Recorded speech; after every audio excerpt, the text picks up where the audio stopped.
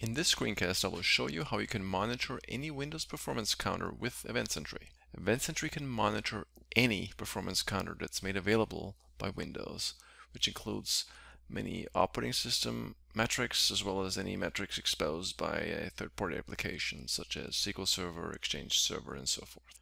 When you open a management console, the first step is to create a new system health package. So again, in the management console, we expand the system health node here, and we'll create a new package by clicking on the add button here. In this screencast, I will monitor counters that count the number of processes and threads on a system. So I'm going to call this package system objects. And to match the other names that we have on the system here, I'm going to preface that with performance system objects. I'm going to make this package global so that all the hosts that we're monitoring get this performance counter configuration, but we could just easily also just click the assign button here and just assign it to a specific group or a computer. So the package here is the container into which we can add all these monitoring objects that we want to collect. So again, in the ribbon, and everything you can do in the ribbon you can also do by right-clicking the components, the three items here. So we're going to click on add. I'm going to click performance SNMP. The reason why it's called, the name SNMP is included here is because the configuration for SNMP counters is the same as it is for Windows performance counters. So now we have this object added here. Now we could have also added this to one of the existing performance packages or any of the other packages here, but to keep things simple and clean, it's generally a good idea to separate different rules into different packages. So here's a list of performance counters which is empty, and we're going to add a new performance counter here. Before we go into the details here, we're going to click the Browse button, and this shows us all the performance counters that are available on this system. So we can see anything here from IP counters, counters regarding to DNS, since this is a domain controller, CPU performance, and so forth. We're going to go up to objects, and what we're going to do is we are going to monitor the number of processes on the system as well as the number of threads on the system. So we're going to click OK here, and here Event Sentry put the actual name of the performance counter. The name field is a name that you choose to describe this counter. Generally speaking, it's similar to what the actual performance counter is, so I'm going to call this global process count, which is what this counter is, and the description is shown here below as well. We're going to monitor this counter every 5 seconds.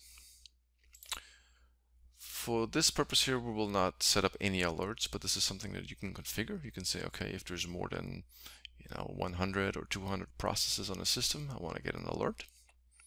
Instead, we're going to collect the data, the performance data in the database. So we're going to check this box. For the purpose of this test, I'm going to make this interval low, 1 minute. Generally speaking, you'll want to probably pick something a little higher, maybe every 2, 5, or 10 minutes. And we'll click OK. We're going to add now the global thread count. This is again going to be under objects.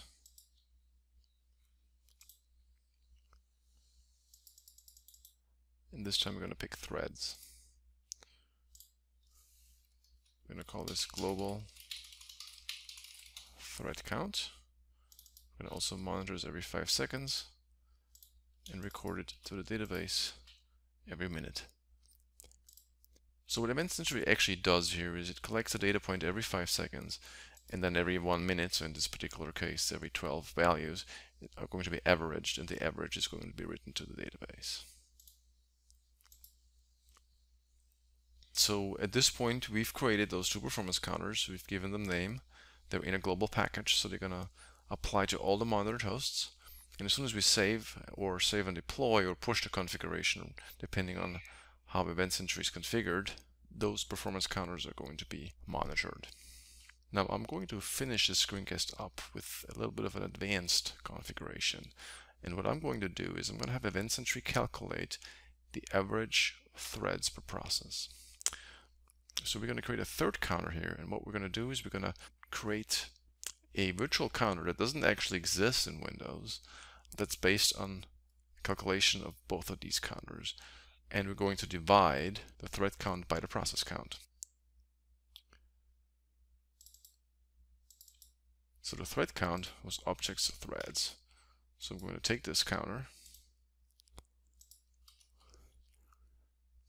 and I'm going to, and this is where the secondary counter field comes in, we're going to say divide, and I'm going to say objects processes. I'm going to call this global average threads per process. I'm going to collect the data every 5 seconds, and I'm going to write it to the database again every minute.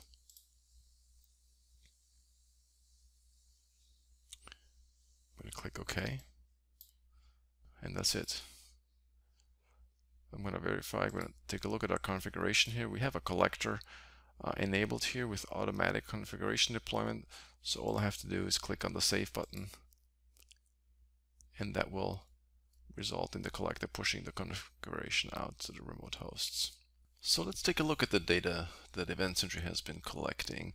I let this test environment here run for a little while so they could gather some data. But yeah, so here I'm in the web reports, and performance data is in the health section. And let's take a look at the performance trends here. So that's where we can visualize performance data. We can see here that we're currently set for configured for DC1. That's the machine I've been working on. And we have our counters here. We have the global average threads per process, global process count, and the global thread count. And that's the number in parentheses is the last reading. So let's take a look here. So we can see here that the number of processes is fairly constant, goes up a little bit. We can change this to the, let's say, the last hour. We can see the thread count. And we can also compare this value across different computers. So if you switch to the counter view, then we can basically, select here a second host, and here we have a DC1 and a DC2, and we can see that the process count is slightly different. The same thing here with the global thread count. Again, similar, but definitely some differences here, and we can see here that the thread count on domain controllers is a lot higher than on regular servers, and that's obviously because domain controllers are running a lot more processes and subsequently more threads. An interesting thing that we're going to try now is we're going to compare the thread count of a process with the average thread count. So again, we calculate this value by dividing the threads by the process. So on average, on these two systems, the number of threads per process is around 26 and 27. And that's how easy it is to monitor performance counters with Events Entry. I hope this was useful, and thanks for watching.